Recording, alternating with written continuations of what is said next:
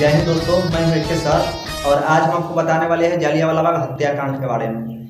ये जालियांवाला बाग हत्याकांड हुआ था 13 अप्रैल 1919 ईस्वी के।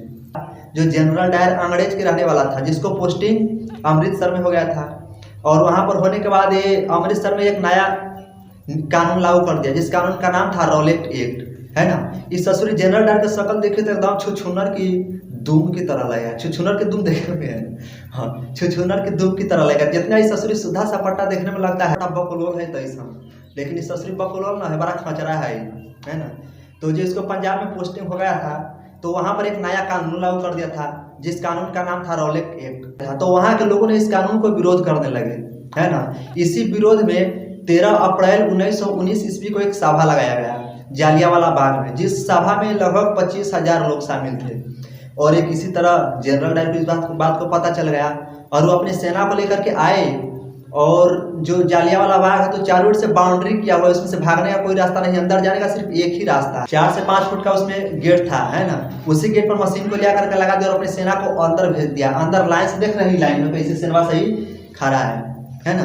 तो जो ये उस पर 15 मिनट तक लगातार गोलियां चलाया। 15 मिनट में 1650 राउंड गोलियां वहां पर चला।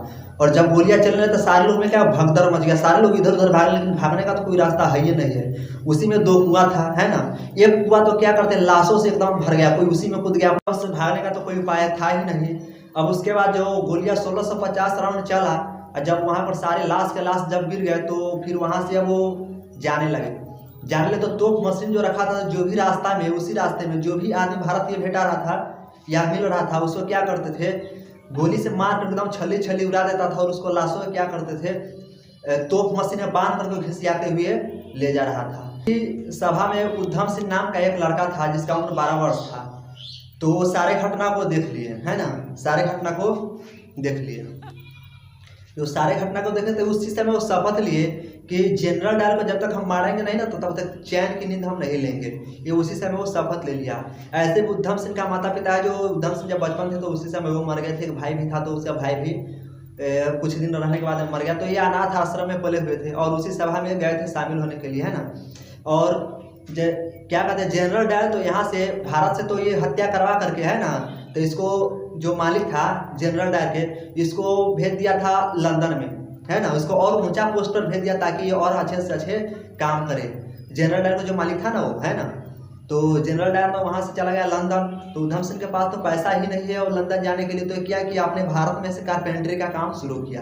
कारपेंटरी का काम शुरू किया क्योंकि जब लड़ाई करने उसको क्या कहते हैं, जनरल डायर को जब मारना है तो मारने के लिए इसके बंदूक चाहिए ना, हथियार तो चाहिए। तो इसी हथियार के लिए क्या किए, वो कारपेंटरी काम अपना भारत में शुरू कर दिए। कुछ दिन काम करने के बाद में फिर चले गए अमेरिका, है ना। अमेरिका में कुछ दिन तक रहे, है ना।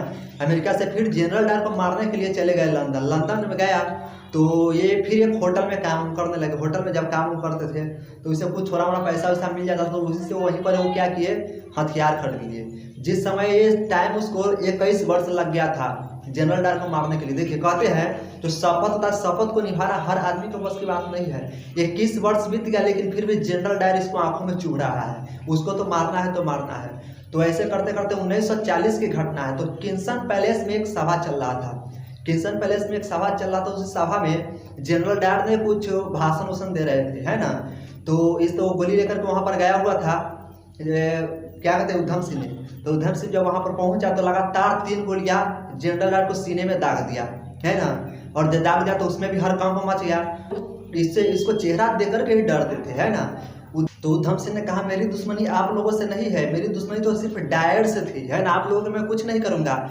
लेकिन फिर भी लंदन के पुलिस वालों के जब हाथ और बंदूक रहेगा तो उसका हाथ थर थर कांप रहे थे और डर रहे थे जो कहीं ये मुझे भी ना मार दे, है ना। तो उधम सिंह ने बोला कि आपको से मुझे कोई दुश्मनी, आपको मैं कुछ नहीं करूंगा। मैं अब इस पल से एक पल भी मैं जीना नहीं चाहता। जो मैं शपथ लिया था आज मेरा वो शपथ पूरा हो गया, है ना। तो दोस्तों, ये था जालियांवाला बाग हत्याकांड। अगर ये वीडियो अच्छा लगे तो प्लीज़ इस वीडियो को लाइक करें और चैनल को सब्सक्राइब करें ताकि इसी तरह के रोज वीडियो आने वाली आपको मिल सके। Thank you.